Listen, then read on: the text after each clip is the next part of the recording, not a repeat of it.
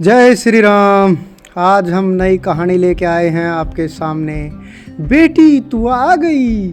तो ये कहानी है एक नई नौसिखिया गुरुजी की नई बेटी की। तो वो कहानी बताने जा रही है कि मेरी घटनाएं किस तरह से हुई और किस तरह से मेरे जीवन में परिवर्तन होता चला गया श्री राम शर्मा आचार्य जी का जीवन में आने के बाद।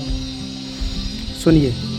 एक दिन डाकिया एक पत्रिका लाया जिसका नाम अखंड ज्योति।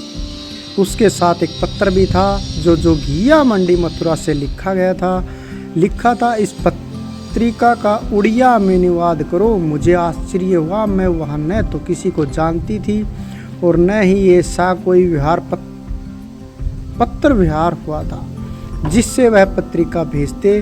फिर भी मैंने उत्सुकतावश उसे पढ़ा, अनुवाद किया, वह भेजा। उन्हें पसंद आया और क्रम चल पड़ा। इस तरह 2 वर्ष अनुवाद करते व्यतीत हो गया। 2 साल तक गुरुदेव का साहित्य पढ़ने व अनुवाद करने पर मेरा मन उनके प्रति श्रद्धा से भर गया। अतः उनसे मिलने, दर्शन करने की तीव्र इच्छा होने लगी।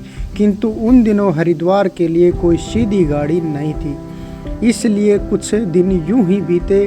एक दिन मैं अपने आप को रोक नहीं पाई, 500 रुपये रखे और घर में बिना किसी को बताए अकेले ही ट्रेन में बैठ गई। दूसरे दिन दिल्ली उतरी। कुली से पूछताछ कर रात को मसूरी एक्सप्रेस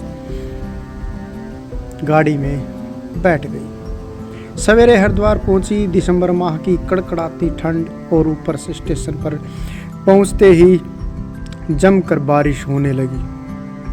हरिद्वार में इतनी ठंड होगी इसकी मुझे कल्पना भी नहीं थी। मैंने स्वेटर वगैरह भी नहीं रखा था, ठंड से कांप रही थी। 3 दिन से खाया पिया भी नहीं था। चलने से पहले कुछ सोचा भी नहीं था। अब हरिद्वार पहुंचने के बाद सोचने लगी, अकेली आ तो गई हूँ, गुरुजी को कभी देखा भी नहीं है। पता नहीं वे मुझे पहचानेंगे कि नहीं। यदि नहीं पहचाना तो क्या होगा। आधी आधी दिमाग में बहुत सारी बातें चलने लगती थी। इसी प्रकार सोचते सोचते तांगा पकड़ा और शांति कुंज पहुंच गई। उस समय तांगा वगैरह ही चलता था दोस्तों, ये कहानी में लिखा हुआ है। पूज्य गुरुदेव नीचे ही मिल गए। देखते ही उन्होंने कहा, बेटी तू आ गई।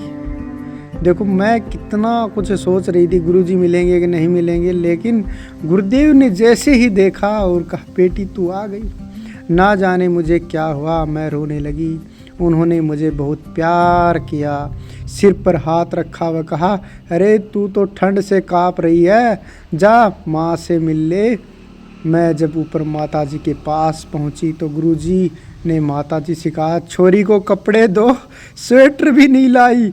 माताजी ने मुझे कपड़े दिए, स्वेटर पहनाया व स्वयं पास में बिठाकर खाना खिलाया। मुझे बहुत चैन मिला और मैं सो गई। बाद में उठकर घर पर फ़ोन किया कि मैं हरिद्वार में हूँ। तब तक घर के लोग काफ़ी परेशान थे। जो चिंता हो गई घर वालों को, इतने दिन लगा दिया, फ़ोन अभी तक नहीं आया है। मेरा मन हुआ कि आई हूँ तो एक अनुष्ठान कर लूँ। मैंने अनुष्ठान किया। मेरे मन में बार बार विचार आने लगा कि पूर्णाहुति पर गुरुजी माताजी को क्या दूँ। मेरे पास पैसे कम थे, अतः मैंने पूर्णाहुति के दिन गुरुजी माताजी की आरती उतारी, पूजा की। वह अपनी चूड़ी, हार, अंगूठी उतार कर दे दी। माताजी ने सिर पर हाथ रखा, बहुत प्रसन्न हुई। वह मुझे प्रसाद स्वरूप मिठाई व फल दिए। रास्ते का खाना व टिकट की व्यवस्था भी की। इस प्रकार गुरुदेव माताजी से मेरा प्रथम मिलन अविस्मरणीय बन गया। तो गुरुजी से जब इसने जो कहानी सुनाई है बच्ची ने, गुरुजी से के मिलने के बाद ये घर पहुंची।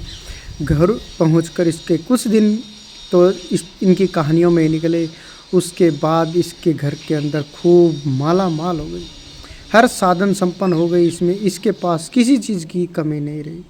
तो गुरुजी के पास जितने भी लोग मिलते हैं उनका भाग्य उदय हो जाता है और उनको किसी चीज़ की ज़रूरत नहीं होती, उसके हर कदम में साथ खड़े रहते हैं।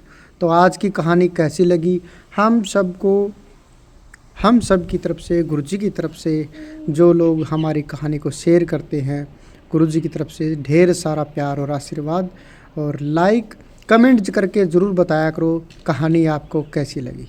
जय श्री राम, जय श्री राम, जय श्री राम।